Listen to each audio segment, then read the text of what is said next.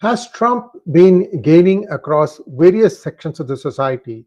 Has Trump been gaining across various geographical segments of the country? All this is going to be discussed today. We have a small slide deck for you, and we will be going over it systematically, and you will get a sense of which way America is going after you see this video. A quick request to all of you to please like this video, and now we'll start the slide deck going.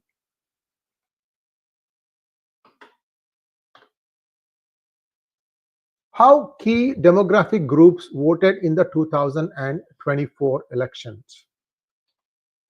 NBC's coverage of the 2024, NBC, by the way, is left-leaning, just as CNN was, or ABC also was left-leaning. I think with the exception of Fox and maybe X, every other mainstream TV channel or mainstream media was more or less left-leaning. Now, NBC's coverage shows some surprising findings in the demographics that supported Donald Trump. So this has come as a complete surprise.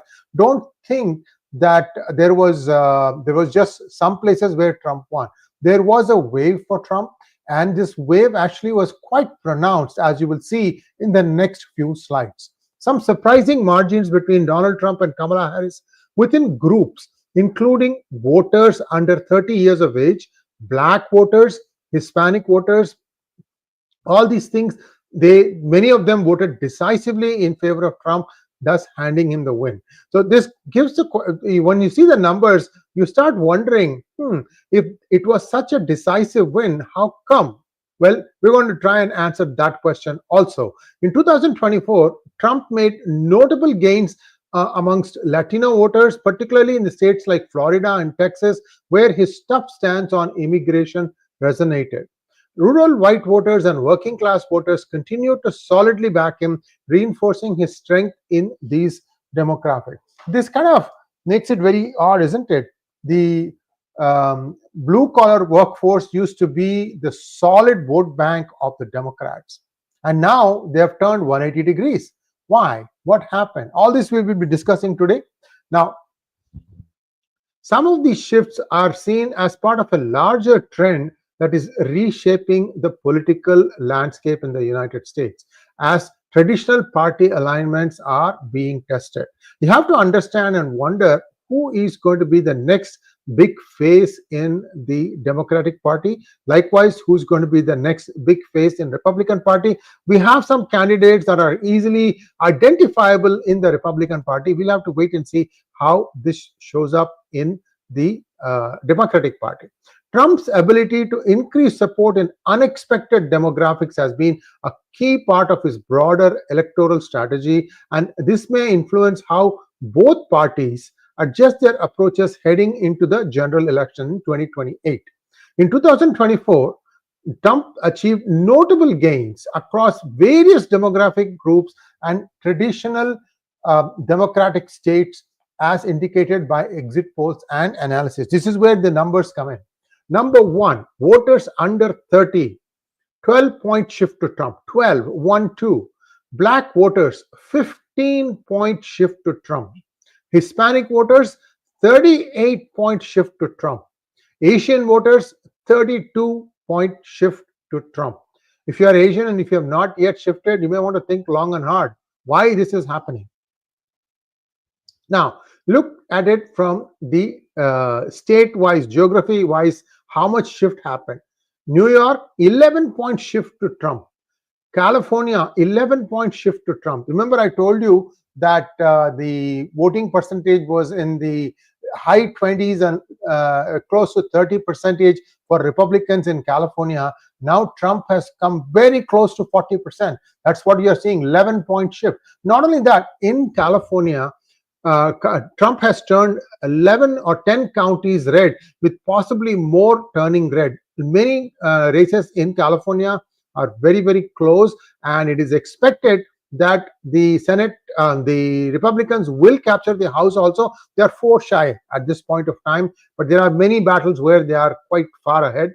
So we'll have to see how this plays out. Next, New Jersey, another 11-point shift to Trump. Massachusetts, 9-point shift to Trump. Maryland, 9-point shift to Trump. Illinois, 8-point shift to Trump. when you look at these states, all these 6 states, these are like solid blue states, very, very strong blue, which is why when you see this big shift coming, it tells you that America is not exactly gung-ho about the way the Democrats have run the country in the past 4 years.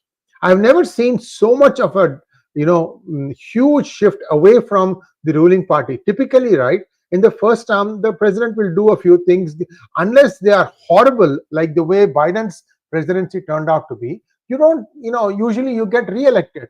For example, George Bush Sr.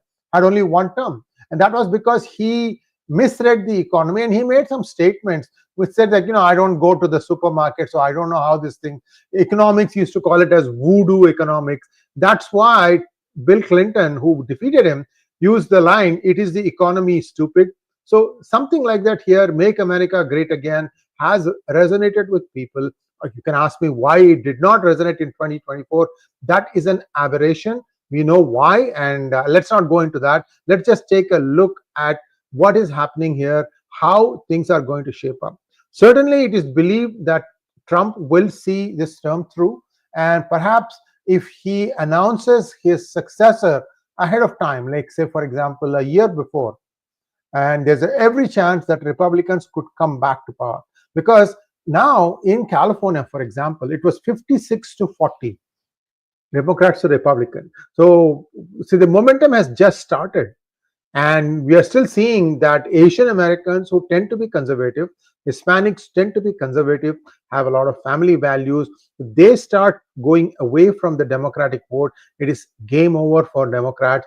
And once California swings Republican, then the House becomes a solid Republican bastion. So this is going to be bad news for Democrats. I don't know what the Democrats are thinking, how they are going to reshape their party, who is going to be their new leader. Certainly, Gavin Newsom does not inspire many. You ask me, I'll tell you, he has made a mess of things in California.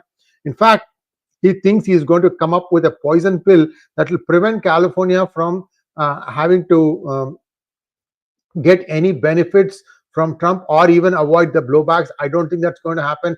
California is solid red in terms of budget. It's overextended. It needs money, and if they take Trump head on, that's not going to augur well for Democrats. Also, remember that a lot of illegals are in California too, and they also need to leave the country. So there is another video that I'm going to do a little bit later. It will give you an essence of the new border commissioner, Bowman, and what kind of battles he faced in congressional hearings. It's a very compelling video. Around that, I'm going to give you a little bit of a backdrop on what is possible, what is not possible. And, very interestingly, he simplifies the whole thing. Infiltration into US from Mexico happens only in 3 places. If you plug those 3 gaps, you got much of the illegal immigration solved. So we'll talk about all that and more in the next monologue segment that I'll be doing. It'll probably come earlier, closer to the time that you wake up in the morning in India. Thanks for watching. Please like, share, and subscribe to our channel. Don't forget to click on the bell button for notifications. Namaskar.